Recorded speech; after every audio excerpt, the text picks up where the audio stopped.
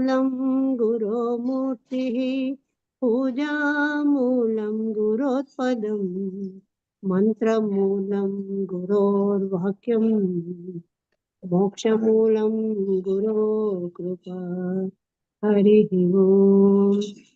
గురువు గారిని ప్రారంభించాల్సిందిగా వినమ్రంగా కోరుతున్నాను. ఓం నమ శాంతాయ దివ్యాయ సత్యధర్మస్వరూపిణే స్వానందామృతతృప్త సుందరాయ నమో నమః. మనం ప్రవేశ శృతిలో ఉన్నాం. సయేషైహ ప్రవిష్ట అన్నటువంటి దాంట్లో ప్రవిష్ట అన్నటువంటి శబ్దానికి అర్థాన్ని వివరిస్తున్నారు. ఇవాళతో మనకు ఆ ప్రవేశ శృతి అన్నటువంటిది పూర్తవుతుంది. నన్వేవం పరయేవాత్ర ప్రవిష్టశ్చే తదా జనాః పశ్యంత్యేతం వినా శాస్త్రం ఇది శాస్త్రం వృథా భవేత్. ఇక్కడ ఒక ఆక్షేపాన్ని చెప్తున్నారు. ఏమిటంటే నన్వేవం, ఒకవేళ మీరు చెప్పినట్లుగా పరయేవాత్ర ప్రవిష్ట చేత్, ఒకవేళ పరమైనటువంటి బ్రహ్మమే ఆత్మే ఈ శరీరమందు ప్రవేశించింది అంటే తదా అప్పుడు జనాహ లోకం ఏతం ఈ పరమాత్మను శాస్త్రం వినా, శాస్త్ర సంబంధం లేకుండా పశ్యంతి దర్శించుతున్నారు. ఇది శాస్త్రం వృధా భవేత్. అలాంటప్పుడు శాస్త్రం వృధా అయిపోతుందయ్యా. మీరు చెప్పినట్టుగా దేహంలో ప్రవేశించినటువంటిది పరమైనటువంటి ఆత్మ పరమాత్మ అన్నారనుకోండి, మాకు అభ్యంతరం లేదు. కాకపోతే ఆ దేహంలో ఉన్నటువంటి ఆత్మ అందరికీ తెలుస్తుంది కాబట్టి మళ్ళీ వేరేగా వేదాంత శాస్త్రం ఆత్మజ్ఞానం ఈ గొడవ ఏమీ లేదయ్యా అన్నారు. ప్రవేశ శృతి ప్రకారం ప్రవేశించేటువంటిది పరబ్రహ్మమే అంటే లోకంలో శాస్త్రం అవసరం లేకుండానే బ్రహ్మాన్ని అందరూ దర్శిస్తారు కనుక శాస్త్రం వృధా అవుతుంది. అంటే శృతి చెప్పిన విధంగా బ్రహ్మాన్ని తెలియటానికి బదులుగా అందరిలో ఉన్నటువంటి బ్రహ్మాన్ని అందరూ దర్శిస్తారు కాబట్టి శాస్త్రమే అవసరం లేదు, అలా చెప్పొచ్చంటారా అని ప్రశ్న వేశారు. వేస్తే అహం ప్రాణిమ్యహం వచ్మి పశ్యామ్యే తత్ శృణోతి తత్ మన్యేహమిత్యహం బుద్ధ్యా దృష్ట ఏవాఖిల పరైః. అహం నేను ప్రాణిమి, ప్రాణస్వరూపమును, నేను ప్రాణాన్ని కలిగి ఉన్నాను, నేను ప్రాణస్వరూపాన్ని. అహం వచ్మి, నేను మాట్లాడుతున్నాను. ఏతత్ పశ్యామి, దీన్ని చూస్తున్నాను. తచ్ఛృణోతి, దాన్ని వింటున్నాను. అహం నేను మన్యే తెలియచున్నాను, నాకు తెలుస్తున్నది. ఇది అహం బుద్ధ్య, అహంతోనే నేను అనేటువంటి దాంతోనే కూడిన బుద్ధి చేత అఖిలై అందరి చేత పరహ పరుడైనటువంటి ఆత్మ దృష్ట ఏవా చూడబడుతున్నాడు. అంటే వేరేగా ఆత్మజ్ఞానాలు ఏం అక్కర్లేదండి. నేనే ప్రాణాన్ని, నేను మాట్లాడుతున్నాను, నేను వింటున్నాను, నేను చూస్తున్నాను, నేను తెలుస్తున్నాను. ఈ మాటలతో ఏకదేశ వ్యాపారాత్మక కర్మనామాలు మాత్రమే తెలియబడాలి. యథార్థానికి ఇక్కడ ఏమిటి తెలియస్తుంది? నువ్వు చేస్తున్న పనులు తెలుస్తాయి, కర్మనామాలు అంటారు వాటిని. అవి ఏకదేశాలు, మాట్లాడడం, వినడం, చూడడం, ఇవన్నీ ఒక్కొక్క పనులు. వాటితో తెలియబడేటువంటిది ఏకదేశ వ్యాపారాత్మకమైనటువంటి కర్మ. కానీ ఆత్మ యొక్క చిన్మాత్ర స్వరూపం తెలియచేసేటువంటివి అవి కావు. ఈ కర్మనామాలు ఆత్మ యొక్క పూర్ణ స్వరూపాన్ని ప్రకాశింపజేయవు. నేను తెలుస్తున్నాను, నేను తెలుస్తున్నాను. ఏం తెలుస్తున్నావు నువ్వు? నువ్వు మాట్లాడుతున్నావు, మాట్లాడితే నువ్వు పరమాత్మైనా? మాట్లాడటం పరమాత్మైనా? కాదు కదా. చూడటం పరమాత్మైనా? కాదు కదా. వినడం పరమాత్మైనా? కాదు కదా. అవన్నీ కొన్ని వ్యాపారాలు మాత్రమే, కొన్ని పనులు మాత్రమే నువ్వు చేస్తున్నావు. అవి కర్మనామాలు. ఆ కర్మనామాల్ని ఇలా నువ్వు వాడుకుంటే ఎలాగా? ఉచ్యతే తన్న పశ్యంతి ప్రవివిక్తం స్వతో జనాః నో శ్వాస భాషణే దృష్టి శృతి వాస్తః అస్య నో మితిః. ఇక్కడ సిద్ధాంతాన్ని చెప్తున్నారు, మరో మాటను చెప్తున్నారు. ఉచ్యతే, మేము చెప్తున్నామయ్యా, ఆగండి, మీరు తొందరపడకండి. స్వతో జనాః, స్వయంగా లోకం, ప్రవివిక్తం ఇంద్రియ వ్యాపారాల కన్నా వేరే ఒక్కటే అయినటువంటి తత్ ఆత్మను నపశ్యంతి చూచుటలేదు. ఆత్మనెవ్వడు చూడటం లేదయ్యా. మరి దేన్ని చూస్తున్నారయ్యా? ఇప్పుడు చూస్తున్నారంటే దేన్ని చూస్తున్నారు? వ్యాపారాలని చూస్తున్నారు, పనుల్ని చూస్తున్నారు, ఆ క్రియల్ని చూస్తున్నారు. ఆ క్రియల చేత చేయబడుతున్నటువంటి కర్మల్ని చూసి అది పరమాత్మ, అది పరమాత్మ కాదండి. శ్వాస భాషణే దృష్టి శృతివా, ఉచ్ఛ్వాస నిశ్వాసము మొదలైనటువంటి వ్యాపారాలు, మాట్లాడడము, చూడడము, వినడము మొదలైనటువంటి వ్యాపారాలు కానీ నస్తః ఆత్మకు లేవు. అస్యనో మితి, ఆత్మకు పరిచ్ఛిన్నత్వము లేకపోవటం వల్ల కొన్నిటికి మాత్రమే పరిమితం కాదు. ఆత్మ పరిమితమైనటువంటిది కాదు. మాట్లాడుతూ ఉన్నటువంటిది ఆత్మే అండి, తింటూ ఉన్నది ఆత్మే అండి, చూస్తూ ఉన్నది ఆత్మే అండి, వింటూ ఉన్నది ఆత్మే అండి కాదండి. పరిమితి లేనటువంటిది ఆత్మ. ఇవన్నీ పరిమితమైనటువంటి వ్యాపారాలు. ఉచ్ఛ్వాస నిశ్వాసాలు చేయడం కానీ, మాట్లాడడం కానీ, చూడడం కానీ, వినడం కానీ, ఇవన్నీ పరిమితమైనటువంటి వ్యాపారాలు. ఇవేవి ఆత్మ కావు. వీటిని ఆత్మ అనరు. ఆత్మకు పరిమితి లేదు. ఎందుకంటే ఆత్మ ఇంద్రియ వ్యాపారాల కన్నా వేరైనటువంటిది. ఆత్మ అనేటువంటిది ఇంద్రియ వ్యాపారాల కన్నా వేరుగా ఉంటుంది. ఏకాంతమైనటువంటిది, పూర్ణమైనటువంటిది. ఆత్మ ఏకాంతంగా ఉంటుంది, పూర్ణంగా ఉంటుంది. దానికి ఉచ్ఛ్వాస నిశ్వాసాలు అనే వ్యాపారాలు, చూడడం, వినడం, మాట్లాడడం మొదలైనటువంటి వ్యాపారాలు లేవు. ఆత్మ పరిమితమై కొన్ని వ్యాపారాల్లో మాత్రమే ప్రవర్తించడం అనేటువంటిది ఉండదు.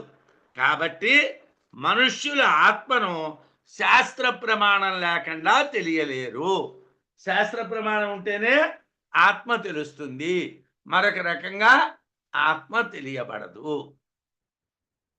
అన్నారు. అంటే మనం సాధారణంగా ప్రవిష్ట అన్నటువంటిది పరమాత్మే అన్నాం కాబట్టి, దేహంలో ఉన్నటువంటిది పరమాత్మే కాబట్టి, మనం మాట్లాడడం, మనం వినడం, మనం చూడడం అన్నీ కూడా ఆ పరమాత్మ వల్లనే జరుగుతున్నాయి కాబట్టి అదే పరమాత్మ అంటాం. అది కాదు, అది పరమాత్మ కాదు. ప్రవిష్టస్యాస్తి చేత్ శ్వాస భాషణాద్యస్తు తావత ప్రవేష్టరి కిమాయాతం శాస్త్రబోధ్యస్యేవహి. కొద్దిగా ఇక్కడ టెక్నికల్ వర్డ్స్ను వాడుకుంటున్నారు. అంటే సాధారణంగా పారిభాషిక పదాలు వేదాంతంలో మాట్లాడుతూ ఉంటారు. అలాగే ఇక్కడ కూడా పారిభాషిక పదాలు తీసుకున్నారు.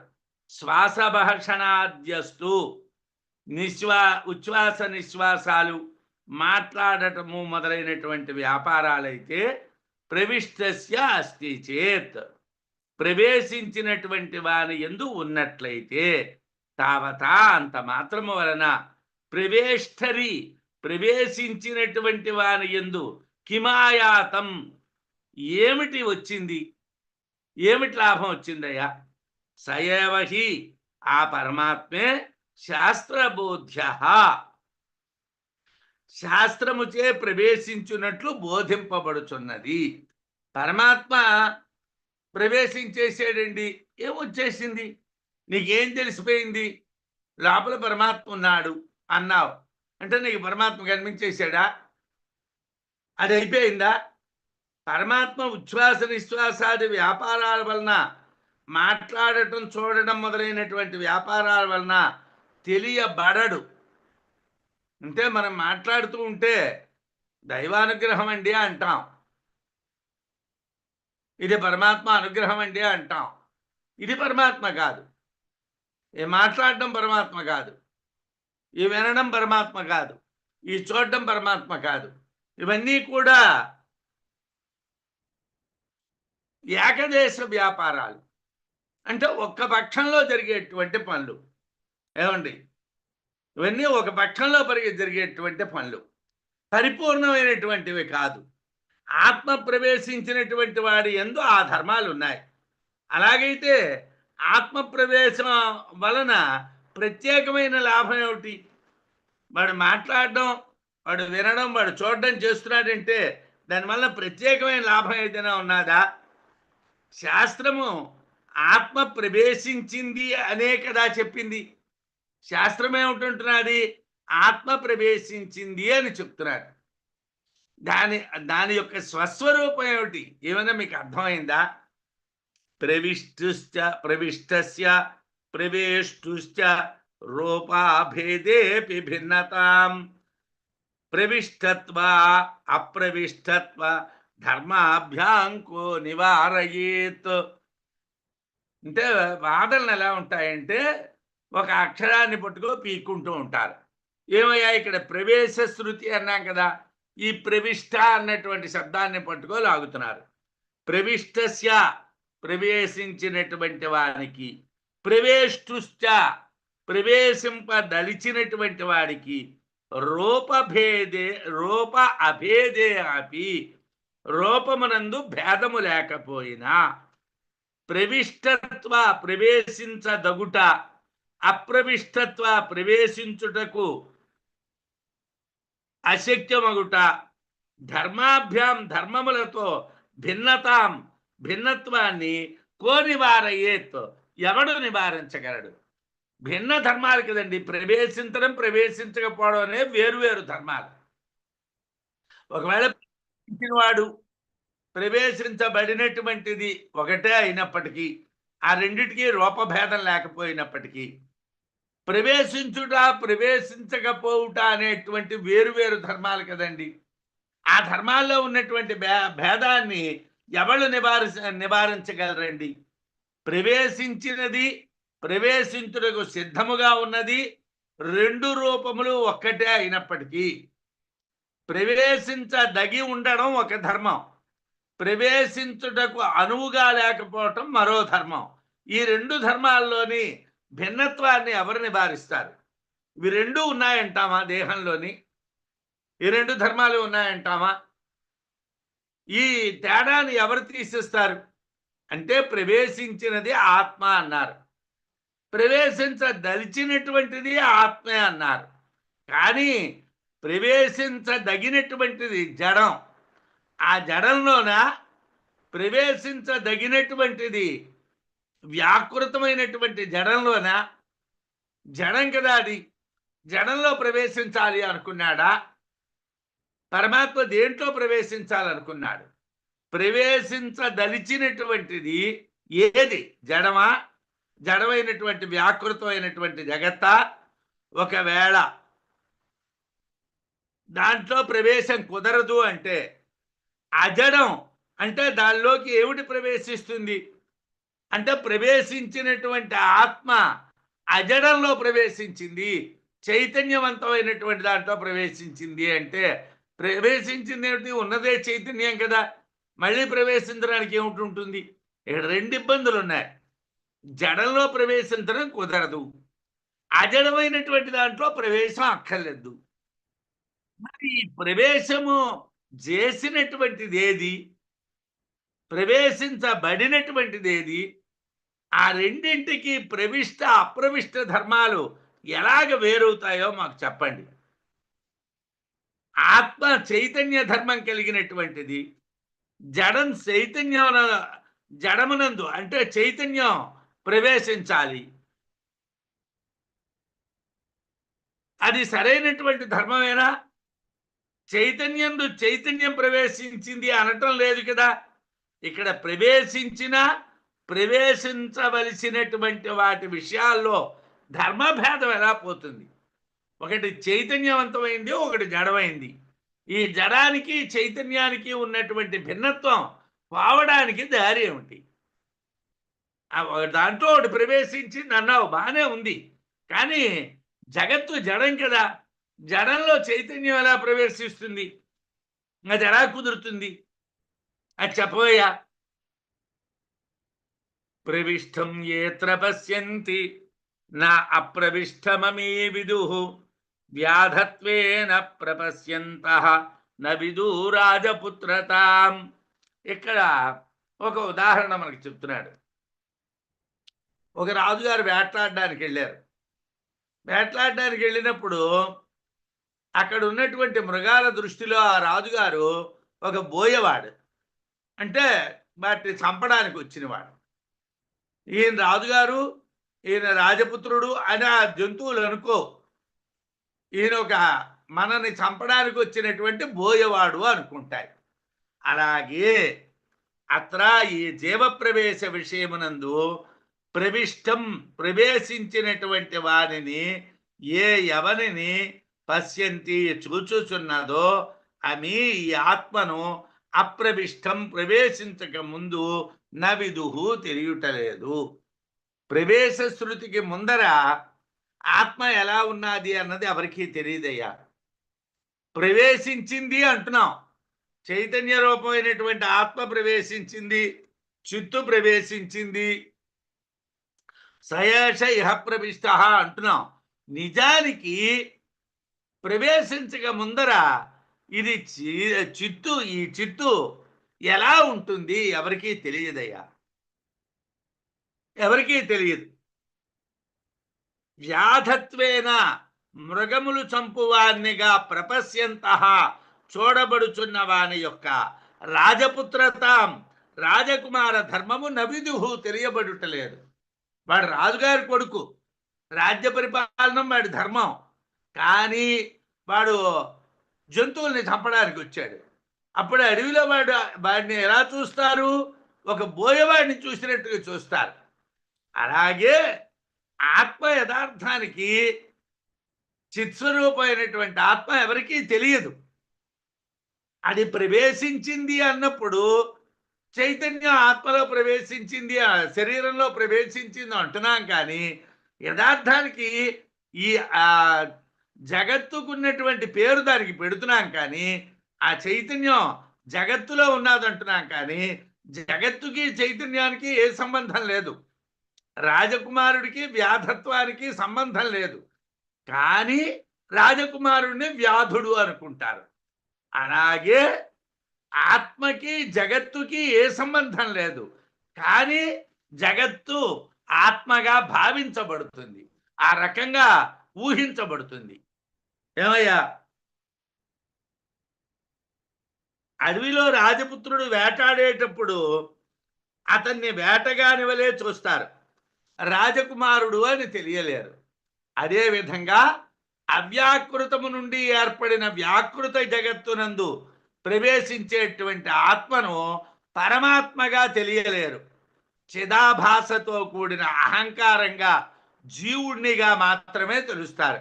ఏమండి, వాడికి జీవం ఉన్నదండి, వాడు జీవించున్నాడండి, వాడిలో జీవుడు ఉన్నాడండి అంటున్నాం. అసలు జీవుడను వాడు లేడయ్యా. ఆ జీవుడు ఎవరయ్యా? చిదాభాస. మరి యథార్థానికి జీవోనామ ప్రాణధారక, ప్రాణాల్ని ధరించేటువంటి వాడు చిచ్ఛాయావాన్ అహంకార. జీవో ప్రాణధారక, చిచ్ఛాయారూపమైనటువంటి అహంకారం వాడు, చిత్తు యొక్క ఛాయారూపమైన అహంకారం, వాడు ప్రాణాలని ధరిస్తున్నాడు, అంతవరకే ఉన్నది. కానీ మనం వాడిని ఏమిటంటున్నాం? జీవుడు అంటున్నాం, జీవుడే అంటున్నాం. కానీ యథార్థానికి వాడు చిదాభాసతో కూడుకున్నటువంటి అహంకారాన్ని మనం అంటున్నాం, కానీ పరమాత్మని మనకు తెలియదు. వ్యాధోయమితి అసావుక్తి యోజయేత్ ప్రాణ సంకటే రాజదేవాదికోక్తిస్తు భవేద్ బహుఫలప్రదా. ఏమండి, అదే రాజుగారి దగ్గరికి ఒకవేళ అడవిలో ఉన్న వాళ్ళు ఎవరైనా వెళ్తే ఆయన్ని రాజపుత్రుడుగా గౌరవిస్తారు. అడవికి ఆయన వచ్చేటప్పుడు ఆయన్ని బోయవాళ్ళ చూస్తారు. ఏమయ్యా ఈ తేడా అంటే, అయం వీడు వ్యాధ వేటకాడు ఇది అనే అసవుక్తి మాట ప్రాణ సంకటే యోజయేత్, ప్రాణి హింస ఎందు ఉపయోగపడుతున్నది. వాడు జీవుల్ని చంపుతున్నాడు కాబట్టి వాడికి ఏమిటని పేరు పెట్టాము? వ్యాధుడు అని పేరు పెట్టాం, బోయవాడు అని పేరు పెట్టాం. వాడు జీవుల్ని చంపుతున్నాడు కాబట్టి. అదే వ్యక్తి రాజదేవాన్ని ఉక్తిస్తూ ప్రభువు దైవము అనేటువంటి మాట అయితే బహుఫలప్రద. వాడు చాలా అనేకమైనటువంటి కోరికలు ఇచ్చేటువంటి వాడు. ఆ రాజుగారి దగ్గరికి వెళ్తే అనేకమైన కోరికలు ఇస్తాడు. అక్కడ వాడేమో వరప్రదాయకుడు, ఇక్కడ వాడేమో ప్రాణాన్ని పోగొట్టేవాడు. అలాగే పరమాత్మ అవ్యాకృతానికి ముందర ఉన్నటువంటి వాడు, జగత్తులో ఉన్నటువంటి వాడు జీవుడు అనేటువంటిది ఆ పరమాత్మ యొక్క ఛాయ మాత్రమే. అంటే రాజకుమారుడే వేటలాడేటువంటి సమయంలో ప్రాణుల్ని హింసించేటువంటి వలే కనిపిస్తున్నాడు. అదే రాజకుమారుడు స్వయంగా అనేక భాగ్యాల్ని ప్రసాదించేటువంటి వాడు. అదేవిధంగా అప్రవిష్ట ఆత్మ బహుప్రదము. అప్రవిష్ట ఆత్మ అంటే అవ్యాకృతము కన్నా మీదనున్నటువంటి ఆత్మ అనేకమైనటువంటి వాటిని ఇచ్చేటువంటిది. ప్రవిష్ట చిచ్ఛాయ దుఃఖప్రదము. ప్రవేశించినటువంటి చిత్తు యొక్క ఛాయ అంటే మన శరీరంలో ప్రవేశించినటువంటి చిత్తు యొక్క ఛాయ అనేక దుఃఖాలకు కారణం. ఏమండి, చాలా ఇబ్బందులు పడుతున్నామండి, రోగాలతో బాధపడుతున్నామండి, దారిద్ర్యంతో బాధపడుతున్నామండి, సమస్యలతో బాధపడుతున్నామండి. ఇవన్నీ దేని వల్ల వచ్చాయండి? చిచ్ఛాయ వల్ల వచ్చాయి. యథార్థానికి జ్ఞానం కలిగి నీకు చిత్తు కాని కలిగితే, నువ్వు ఆత్మని కాని తెలుసుకుంటే నీకు దుఃఖం లేదు. నువ్వు ఆనందమే రూపం, ఆనందమే, నువ్వు ఆనందం ఉన్నదే ఆనందం, మరేం ఉండదు. తద్వత్ ప్రవిష్ట దృష్టిస్యా సా సంసారే నియోజయేత్ అప్రవిష్టాత్మ దృష్టిస్తూ మోచయేత్ సర్వ సంకటాత్. తద్వత్ ఆ విధంగా అంటే మీదని చెప్పినటువంటి రాజవ్యాధ ధర్మం అంటే రాజధర్మం బోయవాడి ధర్మాల్లాగా ప్రవిష్ట దృష్టి ప్రవేశించుట అనేటువంటి దృష్టి యా ఏది కలదో తా అది సంసారే సంసారమునందు జనన మరణ రూపమైనటువంటి సంసారంలో నియోజయేత్ మనని ముంచుతుంది. ఏమండి, నాలో జీవుడు ఉన్నాడు, నాలో పరమాత్మ ఉన్నాడు, నాలో పరమాత్మ ప్రవేశించాడు అన్న అజ్ఞానం, ఆ అజ్ఞానం అనేక దుఃఖాలకి కారణం. ప్రవేశించాడు అన్నటువంటి అజ్ఞానం అనేక దుఃఖాలకి కారణం. అప్రవిష్ట ఆత్మ దృష్టిస్తూ ప్రవేశించనటువంటి ఆత్మ ప్రవేశించడం లేదు, ఆభాస మాత్రమే కనిపిస్తున్నది అని కాని మనం తెలుసుకుంటే సర్వ సంకటాత్ మోచయేత్ అన్ని దుఃఖాల నుండి బయటపడిపోతాడు. అసలు దుఃఖమే లేదు, ఇది ఆభాస, ఇది యథార్థము కాదు, ఈ శరీరం లేదు, ఈ శరీరంలో ఉన్నటువంటిది ఆభాస మాత్రమే అన్నది తెలుసుకుంటే ఏ దుఃఖం లేదు. అబ్బే, నా శరీరం, నేను నా భోగాలను అనుభవిస్తున్నాను, నేను చేసినటువంటి వాటిని నేను అనుభవిస్తున్నాను. ఏమైనా మాట్లాడితే ఏమంటామండి, నేను చేసుకున్న కర్మ నేను అనుభవిస్తున్నానండి. ఏమిటో ఈ పిల్లలతో బేగలేకపోతున్నానండి, డబ్బు ఉంటే మాత్రం సుఖమే ఉన్నదండి, ఏసీలో కూర్చున్నా ఉక్కపోస్తున్నదండి. ఇవన్నీ ఎందువల్ల వస్తున్నాయి? నీలో ఉన్నవాడు పరమాత్మ, నేనే పరమాత్మని అన్న అహంకారం వల్ల వస్తున్నాయి. కాదురా నాయన, నీలో ఉన్నది చిదాభాస, యథార్థముగా లేదు, నువ్వే లేవు. నీలో ఆత్మ ఉండడం ఏమిటి? అసలు నువ్వే లేవు, నువ్వే అసత్యం. అసత్యమైనటువంటి నిన్ను నువ్వు తెలుసుకుంటే దుఃఖం లేదురా నాన్న. అంటే ఆత్మ ప్రవేశించుట అనేది యథార్థం అని భావిస్తే జనన మరణ భ్రాంతి పొందుతాడు. చస్తున్నాను, పుడుతున్నాను, రోగాలతో బాధపడుతున్నాను, దారిద్ర్యంతో బాధపడుతున్నాను. ప్రవేశించేది ఆత్మ కాదు, ఆత్మ ప్రవేశించడం అయథార్థం అని తెలిస్తే విముక్తి పొందుతాడు, హాయిగా మోక్షాన్ని పొందుతాడు. జడమైనటువంటి దేహంలో ప్రవేశించినటువంటిది చిదాభాస. యథార్థానికి జడమైనటువంటి దేహంలో ఆత్మ ప్రవేశించలేదు, చిదాభాస ప్రవేశించింది. అంటే జగత్తు ఆభాస, దాని చైతన్యం కూడా ఆభాస. ఆ విధంగా తెలిస్తే ఏ దుఃఖం ఉండదు. ఈ జగత్తంతా ఆభాస. అంటే నేనైనా, మీరైనా, ఇళ్ళైనా, వాకళ్ళైనా, ధనమైనా, బంధువులైనా అంతా ఆభాస. ఈ జగత్తు మొత్తం ఆభాస. దీంట్లో ఉన్న చైతన్యం కూడా ఆభాసే. అప్పుడు దుఃఖం ఏమున్నదండి? భ్రాంతిలో దుఃఖం ఏమిటి? మనం సినిమాలో ఎవడో ఏడ్చాడు, నేడ్చారా? వాడి డబ్బుల కోసం ఏడుస్తున్నాడు. వాడు ఆడవాళ్ళని ఆడవలేదు కదా. వాడు ఎందుకోసం ఏడుస్తున్నాడు? డబ్బులు ఇస్తారని ఏడుస్తున్నాడు. 10 లక్షలో, 25 లక్షలో, కోటో వాడికి డబ్బులు ఇస్తారు. వాడు ఏడిచాడు. అయితే నిజంగా అది ఏడిపోతుందా? అది ఏడుపు కాదు కదా. అలాగే మనలో ఉన్నటువంటిది కూడా ఆత్మ కాదు, మనము ఆత్మ కాదు. మనము భ్రాంతే, మనలో ఉన్నటువంటిది భ్రాంతే, అన్నీ ఆభాసే. అత అప్రవిష్ట దృష్ట్యర్థం నింద్యతే హి ప్రవిష్ట దృకు ప్రవిష్ట దర్శనం యత్ స్యాత్ న తద్దర్శనమాత్మనః. ఇక్కడ మనకు ఒక విషయం స్పష్టంగా చెప్తున్నారు.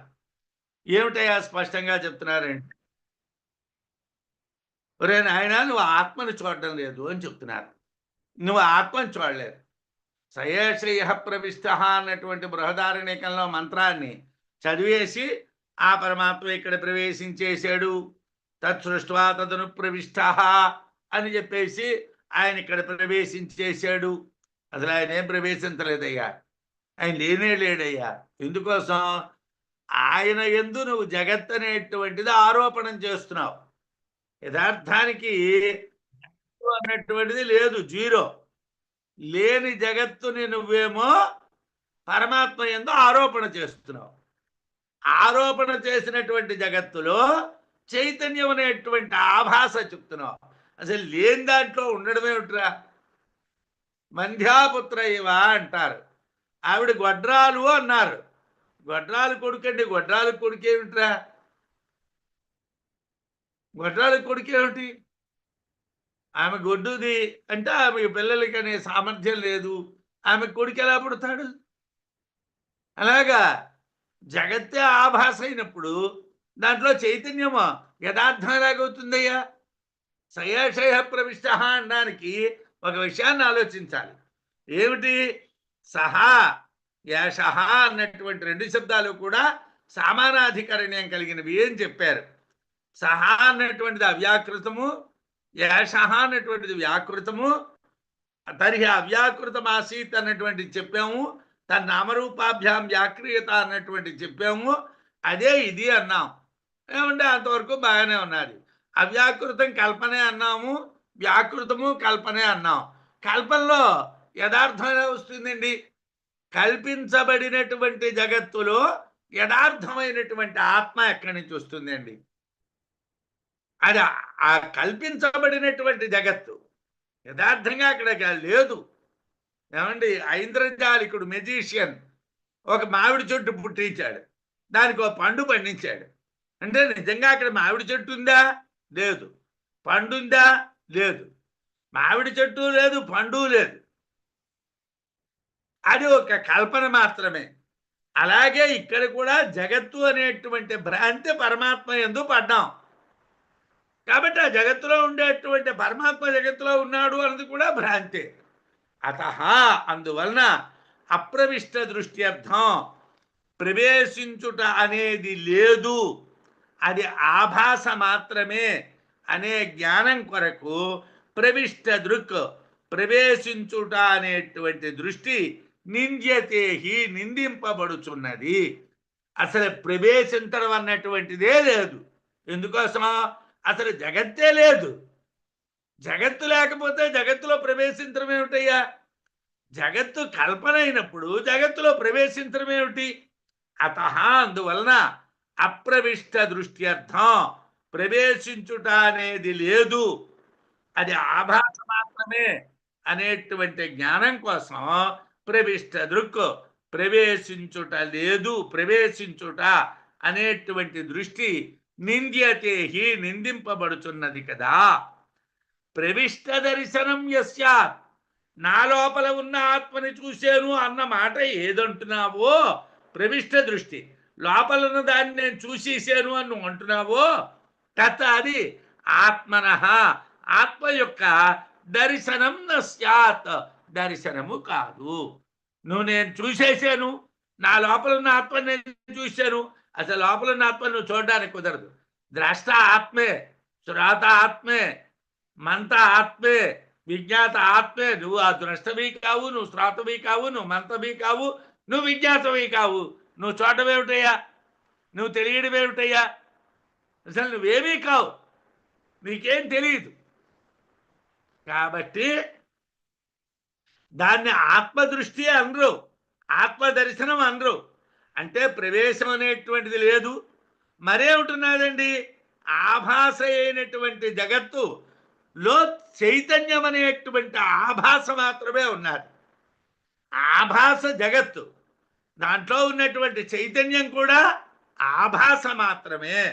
అందువల్ల సాక్షాత్తుగా పరమాత్మ వ్యాకృత జగత్తులో ప్రవేశించాడు అనే భావన నిందిస్తున్నాము.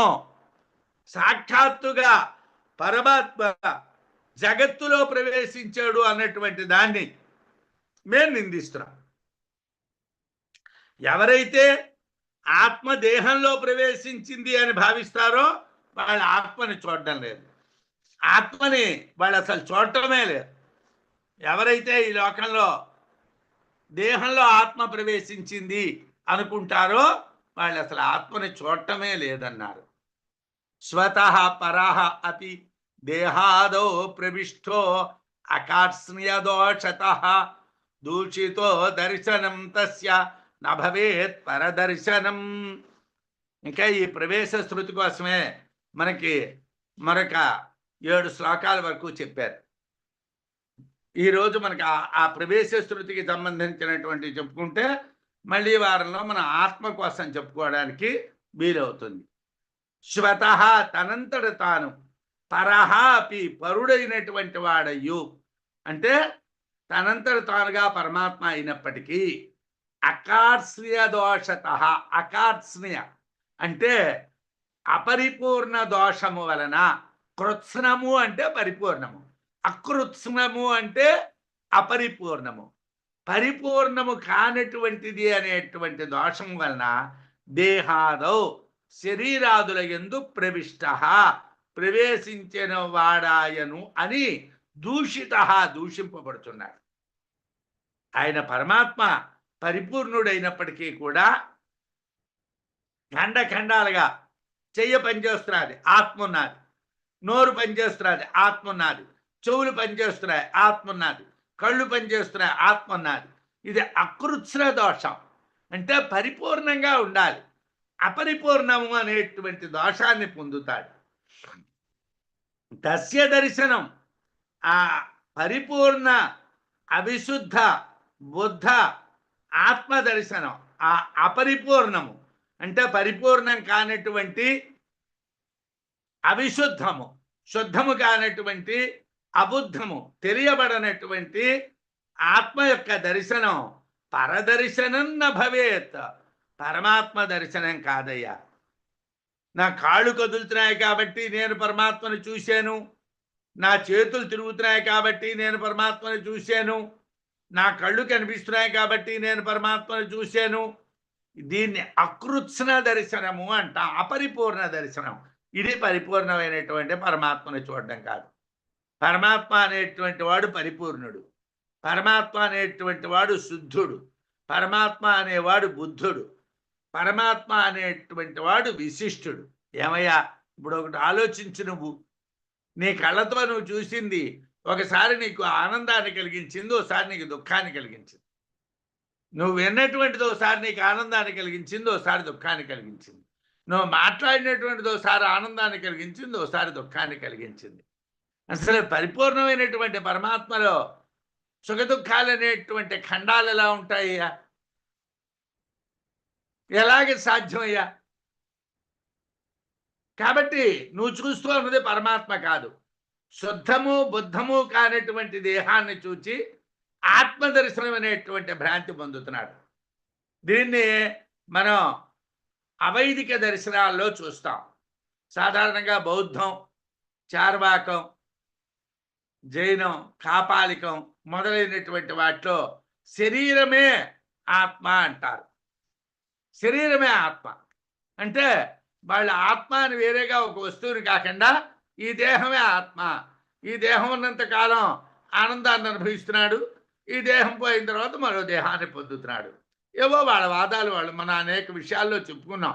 కేనోపనిషత్తు చెప్పుకున్నప్పుడు, కఠోపనిషత్తు చెప్పుకున్నప్పుడు మనం చెప్పుకున్నాం. అది పక్కన పెట్టండి. శుద్ధము బుద్ధము కానటువంటి దేహాన్ని చూచి ఆత్మదర్శనం అని భ్రాంతి పొందుతున్నారు. ఆ దేహ దర్శనం ఆత్మ దర్శనం కాదు. దేహ దర్శనం అనేటువంటిది ఆత్మ దర్శనం కాదు. ఆత్మ తనంతట తానుగా పరుడు. ఆత్మ తనంతట తానుగా పరమైనటువంటి వాడు. అతడు శరీరాల్లో ప్రవేశించాడు అనేది పరిపూర్ణ దృష్టి కాదు. ఆయన శరీరాల్లో ప్రవేశించాడు అనేటువంటిది పరిపూర్ణమైనటువంటి దృష్టి కాదు. శరీరములందు మరి ఎలా ఉన్నాడయ్యా? జలములలో సూర్య ప్రతిబింబము వలనే ఆత్మ ఛాయా మాత్రమే ఉన్నది. సూర్యబింబం నీళ్లలో మనకి బింబంలా కనిపిస్తుంది. అది ఎలాగైతే ఒక ప్రతిబింబం ఛాయా మాత్రమో అలాగే ఆత్మ కూడా దేహముల యందు ఛాయా మాత్రమే. అది పరమాత్మ కాదు.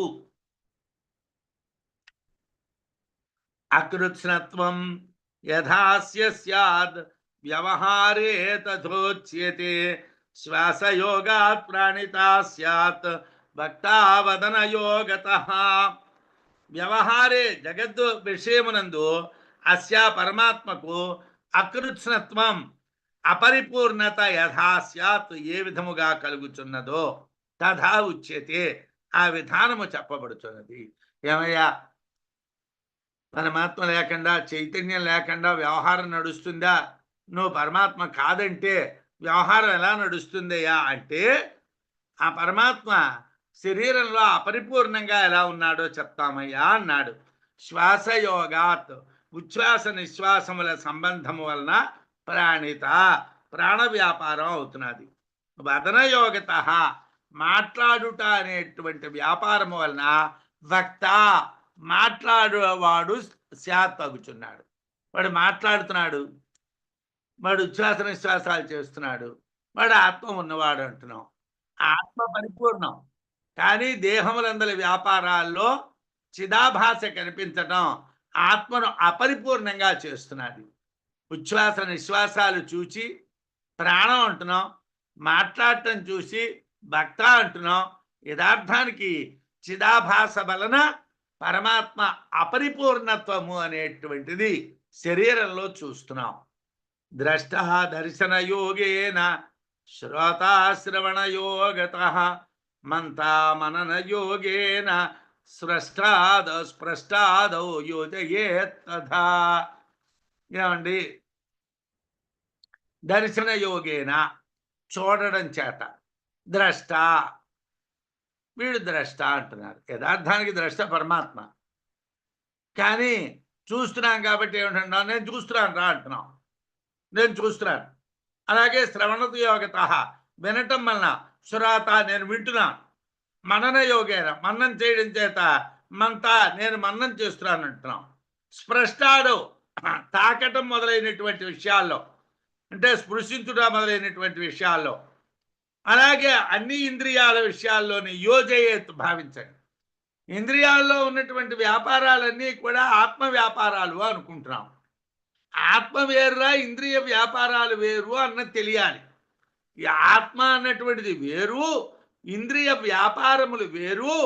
ఇది అజ్ఞానము, అది జ్ఞానము. ఆత్మ జ్ఞానం, ఇంద్రియ వ్యాపారములు అజ్ఞానం. ఇది అజ్ఞానం అని తెలియాలి. చూడడం అనేటువంటి వ్యాపారం చేత చూచేవాడని, వినటం అనేటువంటి దాని చేత వినేవాడని, మననం చేయటం చేత మంతా అని, స్పృశించడం మొదలైనటువంటి ధర్మాలతో ఆయా పేర్లతో పిలుస్తున్నాం. ఇది అపరిపూర్ణత్వమైనటువంటి విషయం. ప్రాణం వదన్నితి ద్వాభ్యాం క్రియాశక్తి సముద్భవ పశ్యన్ శృణ్వన్నితి తథా జ్ఞానశక్తి ఉద్భవ కృత అని వార్తికంలో చెప్పారు. వార్తికంలో ఏమిటంటారంటే ప్రాణక్రియ వక్తృక్రియ వీటి రెండింటినీ క్రియాశక్తులు అంటారు. అంటే ఉచ్ఛ్వాస నిశ్వాసాలు చేయడాన్ని మాట్లాడటాన్ని క్రియాశక్తులు అంటారు. చూడడం వినటం అనేటువంటి వాటి జ్ఞానశక్తులు అంటారు. జ్ఞానశక్తి వికాసానాం మనస్సాధారణం మతం క్రియాశక్త్యుద్భవానాంచ కారణం తత్రికాల దృకు అని వార్తికంలో చెప్పారు. జ్ఞానశక్తిని మనస్సు కారణం. జ్ఞానశక్తికి ఏమిటయ్యా కారణం అంటే మనస్సు. అదే క్రియాశక్తి కర్మనామం. జగత్తంతా కూడా నామరూప క్రియాత్మకము అని బృహదారణ్యకంలో 6వ అధ్యాయం 1వ మంత్రంలో చెప్పారు. 1వ అధ్యాయం 6వ బ్రాహ్మణం 1వ మంత్రంలో నామరూప క్రియాత్మకము అని చెప్పారు. ఏతదేవ హి సర్వం వ్యాకృతం త్రయం. ఈ సర్వ వ్యాకృతం అంటే ఈ జగత్తంతా కూడా 3. ఏమిటి? ఏదన్నామరూప కర్మ. నామము రూపము కర్మ అనేటువంటి 3 రకాలు. అంటే క్రియాశక్తి కారణాలు ఏమిటంటే నామరూప కర్మలు, జ్ఞానశక్తి కారణాలు మనస్సు అని చెప్పారు వార్తికంలో. ఏవంచాహం ప్రాణితేతి జ్ఞాతే వక్త్రాద్య సంగ్రహ వక్తాహమిత్యపి జ్ఞాతే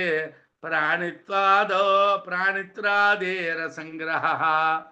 ఏమంటే నేను మాట్లాడుతున్నప్పుడు ఉచ్ఛ్వాస నిశ్వాసాలు జరుగుతున్నాయో లేదో నాకు తెలియదు. నేను ఉచ్ఛ్వాస నిశ్వాసాలు జరుగుతున్నాయో లేదో చూస్తున్నాను, మాట్లాడు. ఒక వ్యాపారం జరుగుతూ ఉన్నప్పుడు మరో వ్యాపారం గుర్తించబడదు. ఏవం ఈ విధముగా జ్ఞానక్రియాశక్తులందు అంటే జ్ఞానశక్తి క్రియాశక్తి 2 శక్తులు ఉన్నాయి అన్నాం. ఆ 2 శక్తుల్లోని ఒక శక్తి మనస్సు వలన, మరో శక్తి త్రికరణముల వలన. త్రికరణములు అంటే నామరూప కర్మల వల్ల కలుగుతాయి అన్నాం. అహం ప్రాణితేతి జ్ఞాతే. నేను ప్రాణము కలవాడిని అని తెలిసినప్పుడు, ఆ క్రియాశక్తి నాకు తెలిసినప్పుడు వక్త్రాద్య సంగత అసంగ్రహ. వక్తాది నేను మాట్లాడడము మొదలైనటువంటివి అసంగ్రహ స్వీకరించడం లేదు, నేను గుర్తించడం లేదు. నేను మాట్లాడడం అనేటువంటిది నేను గుర్తించడం లేదు. నేను ప్రాణం ఉన్నదా లేదా అని నేను చూసుకున్నప్పుడు మాట్లాడటం లేదు. వక్తాహమిత్యపి జ్ఞాతే. నేను వక్తని అని భావించబడినప్పుడు ప్రాణిత్రాదే రసంగత అసంగ్రహ. నేను ఉచ్ఛ్వాస నిశ్వాసాలని చేయుచున్నాను మొదలైనటువంటి ఇతర క్రియాశక్తులు స్వీకరింపబడ్డం లేదు. అసంగ్రహ వాటిని నేను స్వీకరించడం. అంటే ఒక క్రియాశక్తిని గుర్తించినప్పుడు మరొక క్రియాశక్తి గుర్తించబడటం లేదు. ప్రాణాన్ని గుర్తిస్తే మాట్లాడటం గుర్తింపబడడం లేదు, మాట్లాడటం గుర్తిస్తే ప్రాణం గుర్తించబడడం లేదు. ఈ విధంగా ఖండాలుగా చైతన్య ఆభాస కలుగుతున్నది, కానీ పరిపూర్ణ చైతన్యమును దేహంలో గుర్తింపబడడం లేదు అన్నారు. ఇంకా మరో ఉదాహరణ చెప్తున్నారు. యతి దీక్షిత చోరాది భూమికాన్ ధారయేన్నటః తత్ర దృష్టే దీక్షితేన్యే దృష్టా ఇత్యాదయో నహి. లోకంలో ఒక నటుడు ఉన్నాడు. ఆ నటుడు ఏ పాత్రైనా వేస్తాడు. కృష్ణుడిగా వేస్తాడు, రాముడిగా వేస్తాడు, ఆంజనేయుడిగా వేస్తాడు, లేకపోతే దుర్యోధనుడిగా వేస్తాడు. ఏ పాత్రనైనా వాడు వేస్తాడు. లోకంలో మన నటుల్ని చూస్తూ ఉంటాం. దానికి విద్యారణ్యుల వారు ఏం చెప్తున్నారంటే యతి దీక్షిత చోరాది భూమికాన్ ధారయేన్నటః. నటుడైనటువంటి వాడు యతి దీక్షిత చోరాది భూమికాం. యతిగా, దీక్షితునిగా, చోరుడుగా పాత్రల్ని నటిస్తాడు. అటువంటి పాత్రల్ని భూమికాం, అటువంటి పాత్రల్ని ధారయేత్ అంటే వాడు ధరిస్తాడు. నటుడైనటువంటి వాడు ఏ పాత్ర అయినా వేస్తాడు. యతిగా పాత్ర వేయచ్చు. అయ్యా శంకరాచార్యుల వారు సినిమా తీస్తాడండి అంటే ఒకడు శంకరాచార్యులుగా వేస్తాడు, ఒకడు మండన మిశ్రుడిగా వేస్తాడు. మండన మిశ్రుడు గృహస్థుడు, ఏమండి వాడికి పిలక ఉంటుంది, యజ్ఞోపేతం ఉంటుంది, వాడేమో వాడి చిహ్నాలతో వాడు ఉంటాడు మండన మిశ్రుడు. అదే సన్యాసి అయినటువంటి శంకరాచార్యుల వారికి పిలక ఉండదు, గుండు ఉంటుంది, యజ్ఞోపేతం ఉండదు, కాషాయ వస్త్రాలు ఉంటాయి. ఆయన యతి, ఈయనేమో దీక్షితుడు. 2 పాత్రలు వేస్తాడు. కానీ యతి పాత్ర వేసినటువంటి వాడు యతిగానే కనిపిస్తాడు, కానీ దీక్షితుడిగా కనిపించడు. అంటే సన్యాసి పాత్ర వేశాడు అనుకోండి, వాడిని సన్యాసినే అనుకుంటాం. వాడు గృహస్థుడు, ఒక యజ్ఞయాగాది కర్మలు చేసేవాడు అని అనుకోం. అలాగే ఓ యజమాని పాత్ర వేస్తాడు, ఓ దొంగ పాత్ర వేస్తాడు. యజమాని పాత్ర వేస్తే దొంగ అనుకోము, దొంగ పాత్ర వేస్తే యజమాని అనుకోము. తత్ర ఆ నటునిగా అభినయించినప్పుడు దీక్షితే దృష్టే, దీక్షితుడిగా మనకు కనిపిస్తే అన్యే ఇతరమైనటువంటి యత్యాదయ, యతి, చోరుడు మొదలైనటువంటి వేషాలు నదృష్టాహి కనిపించవు కదా. అంటే మనకి వాడు దీక్షితుడిగా కనిపిస్తే దొంగగా కనిపించడు, యతిగా కనిపించడు. యతిగా కనిపిస్తే దీక్షితుడిగా కనిపించడు. అంటే ఏదో ఒక పాత్రలోనే కనిపిస్తాడు. అంటే నటుడు తాను యతి వేషం వేయవచ్చు, యజ్ఞయాగాది కర్మలు చేసే దీక్షితుడు వేషం వేయొచ్చు, దొంగవాడి వేషాలు వేయొచ్చు. ఒకవేళ ఒక వేషం అంటే దీక్షిత వేషం వేస్తే అప్పుడు దీక్షితుడిగానే కనిపిస్తాడు, యతిగా కనిపించడు, దొంగగా కనిపించడు. అదేవిధంగా మాయతో కూడి జీవులలో ప్రవేశించింది అని భావింపబడేటువంటి ఆత్మ 4 పాదాలు కలిగినటువంటి పశువుల్లో ఉండొచ్చును, 2 పాదాలు కలిగినటువంటి మనుష్యుల్లో ఉండొచ్చును, క్రిమికీటకాలలో ఉండొచ్చును. అంతటా ఉన్నది ఏమిటండి? ఆభాసే. కాల్లో ఉండొచ్చు, చెయ్యిలో ఉండొచ్చు, ముక్కులో ఉండొచ్చు, నోరులో ఉండొచ్చు. ఎక్కడున్నా అదేమిటండి? ఆభాస మాత్రమే. అక్కడ అది నటుడు. నటుడు ఎలాగైతే ఆ పోర్షన్ వేసినంతసేపు ఆరోపణలో కనిపించాడో అలాగే ఆత్మ కూడా ఆభాస, చిదాభాస. ఏ పోర్షన్ వేస్తున్నప్పుడు ఆ పోర్షన్లో కనిపిస్తుంది. ప్రాణనాది కృతాం మధ్యే ఏకైకం యస్ సమీక్ష్యతే న స జానాత్యకృత్స్నత్వాత్ ఏతదీక్షిత వస్తునః. ప్రాణనాది కృతాం మధ్యే ఉచ్ఛ్వాస నిశ్వాసాది వ్యవహారాలు చేస్తూ ఉన్నప్పుడు, అంటే వాడు బ్రతికున్నవాడు అన్నటువంటి వాడికి ఏమిటి? శ్వాస ముఖ్యం. అంటే వాడికి ఊపిరి పీలుస్తున్నాడా లేదా? ఉచ్ఛ్వాస నిశ్వాసాలు చేస్తూ ఉన్నటువంటి సమయంలో ఏకైకం యస్ సమీక్షతే, ఒక్కొక్క వ్యాపారాన్ని వేరు చేస్తూ చూస్తే ఈక్షిత వస్తునః, దర్శింపదగినటువంటి ఆత్మ వస్తువు యొక్క అకృత్స్నతాం, అపరిపూర్ణత వలన ఏతత్ పరిపూర్ణమైనటువంటి ఆత్మ సహా న జానాతి, వాడు తెలియడం లేదు. పరిపూర్ణమైనటువంటి ఆత్మ నీకు కావాలి. నువ్వు చూడడం ఏమిటి చూస్తున్నావు? ఉచ్ఛ్వాస నిశ్వాసాలు చూస్తున్నావు, చూడడం చూస్తున్నావు, వినడం చూస్తున్నావు, మాట్లాడడం చూస్తున్నావు, ఏవో కొన్ని పనులే చూస్తున్నావు. నువ్వు పరిపూర్ణమైనటువంటి ఆత్మని చూడలేదు కదా. పరిపూర్ణమైనటువంటి ఆత్మ ఇక్కడ నీకు కనిపించలేదు కదా. పరిపూర్ణమైనటువంటి ఆత్మ కనిపిస్తే కానీ యథార్థం తెలియదు. ఉచ్ఛ్వాస నిశ్వాసాలు వేరుగా, మాట్లాడటం వేరుగా, వినటం వేరుగా, ఇలా వేరువేరుగా చూచేవాడు చూడదగినటువంటి ఆత్మని చూడలేడు. చూడవలసినటువంటి ఆత్మని వాడు చూడడం జరగదు. ఎందుకంటే అతడు పూర్ణమైనటువంటి బ్రహ్మాన్ని ఖండాలుగా చూస్తున్నాడు. పరమాత్మ పరిపూర్ణుడు. ఒక్క పరమాత్మ అన్ని రూపాలు వాడే. వాడే ద్రష్ట, వాడే శ్రోత, వాడే మంత, వాడే విజ్ఞాత, అన్నీ వాడే. నువ్వెలా చూస్తున్నావు? చూసేవాడు వేరు, వినేవాడు వేరు, మాట్లాడేవాడు వేరు. నువ్వు వేరువేరేగా చూస్తున్నావు. ఆత్మ అఖండ వస్తువు. ఆత్మ ఖండమైనటువంటిది కాదు. ఆత్మ తనంతట తాను ప్రకాశించేటువంటిది. ఆత్మ దేని చేత ప్రకాశించదు. ఆత్మను వ్యాపారాల ద్వారా గుర్తించడం విశిష్ట వృత్తి దర్శనం చేసినటువంటి వాడు అవుతాడు, కానీ ఆత్మదర్శి కాడు. భారతి గారి వ్యాఖ్యానం రాసినటువంటి ఆనందగిరి ఆచార్యుల వారు ఈ మాట రాశారు. ఆత్మను వ్యాపారాల ద్వారా గుర్తించడం అంటే విశిష్ట దర్శనం చేసినటువంటి వాడు అని చెప్పొచ్చును, కానీ ఆత్మదర్శి అని చెప్పలే. అంటే ఆత్మదర్శనం వేరు, ఒక వస్తువులో ఉన్న గొప్పతనాన్ని చూడడం వేరు. విశిష్ట వృత్తి, విశిష్టమైనటువంటి వ్యాపారాన్ని చూడడం వేరు, ఆత్మని దర్శించడం వేరు. కాబట్టి ఆత్మ దర్శనం ఇది కాదు. నువ్వు వేరువేరుగా ఖండాలుగా ఏదైతే చూస్తున్నావో దాన్ని ఆత్మ దర్శనము అనరు. అంటే ఇప్పుడు ప్రవేశించినటువంటిది ఆభాస మాత్రమే. ఎందువల్ల? జగత్తే ఆభాస కాబట్టి. అంటే యథార్థానికి జగత్తు యథార్థమైతే దాంట్లో యథార్థమైనటువంటి వస్తువు ప్రవేశించాలి. జగత్తు ఐదార్థం కాబట్టి దాంట్లో ప్రవేశించినటువంటి వస్తువు కూడా ఐదార్థమే అని చెప్తున్నారు. దాన్ని నిశ్చయం చేసేసి ఈ సూత్ర మంత్రాన్ని క్లోజ్ చేస్తారు.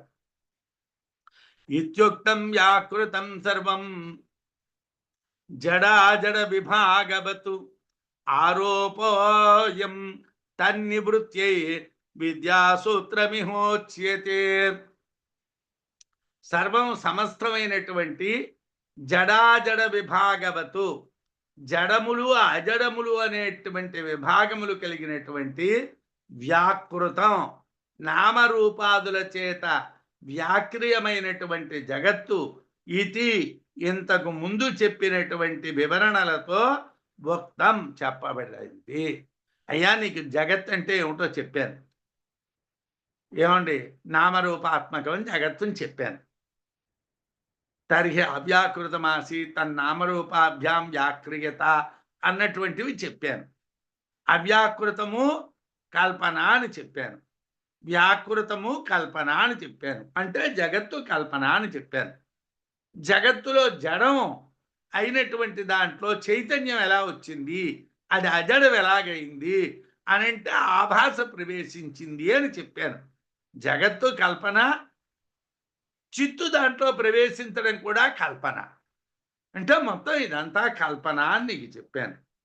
ఇదంతా చెప్పానయ్యా. అయం ఈ జగత్తు అనినటువంటిది ఆరోప, బ్రహ్మమునందు ఆత్మయందు ఆరోప, ఆరోప మాత్రము. అంటే ఆరోపింపబడ్డటువంటిది మాత్రమే. తాడునందు నువ్వు సర్పాన్ని ఎలాగైతే ఆరోపణ చేసావో అలాగే బ్రహ్మమునందు జగత్తు అన్నటువంటిది ఆరోపణ చేశావు. ఎలాగైతే తాడుకి ప్రాణం లేదు,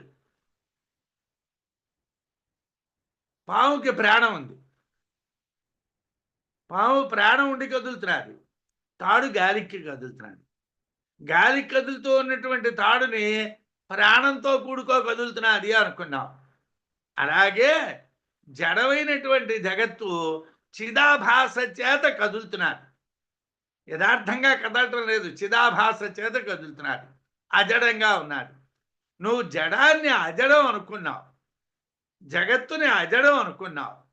జగత్తు భ్రాంతి, చిదాభాస భ్రాంతి, మొత్తం ఇదంతా ఆరోపణ మాత్రమే.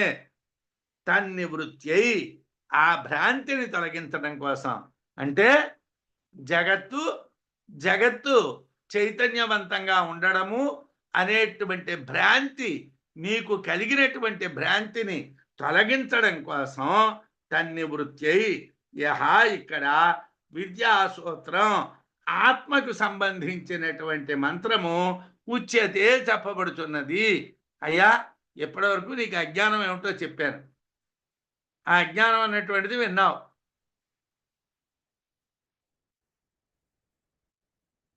ఆ అజ్ఞానం అంతా మాయతో కూడుకున్నటువంటి జగత్ ఎలా ఏర్పడిందో విన్నావు, దాంట్లో చిదాభాస ఏమిటో విన్నావు.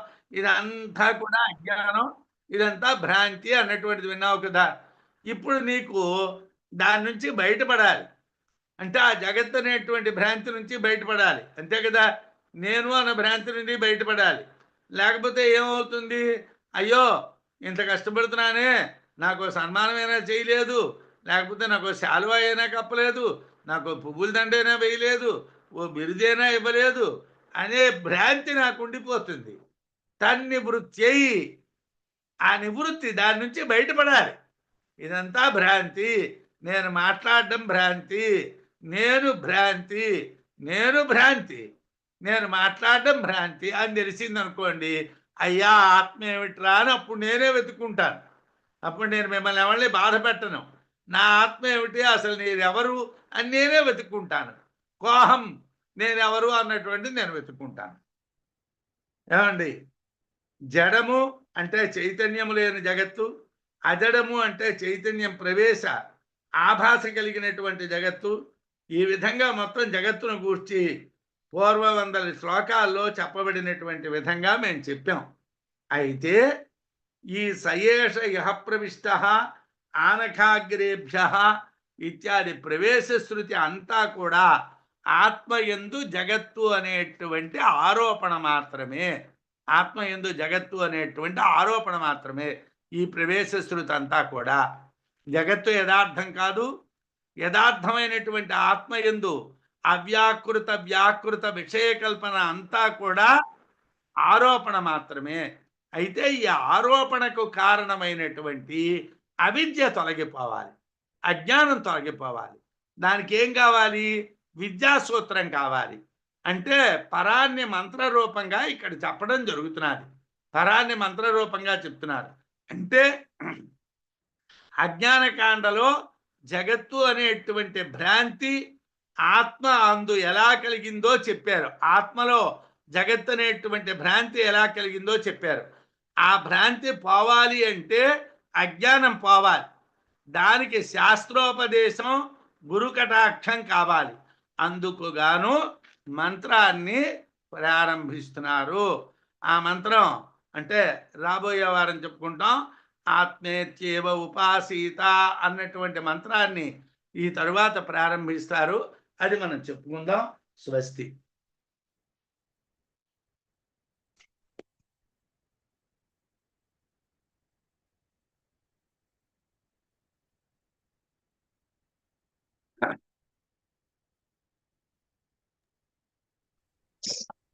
నమస్కారం గురుగారు. అమ్మా చెప్పండి. అదే నిజమే. ఎందుకంటే మేము నేర్చుకోవాలంటే శాస్త్రోపదేశం మీలాంటి గురువుల ద్వారానే మేము తెలుసుకోగలం ఇవి. అంతే.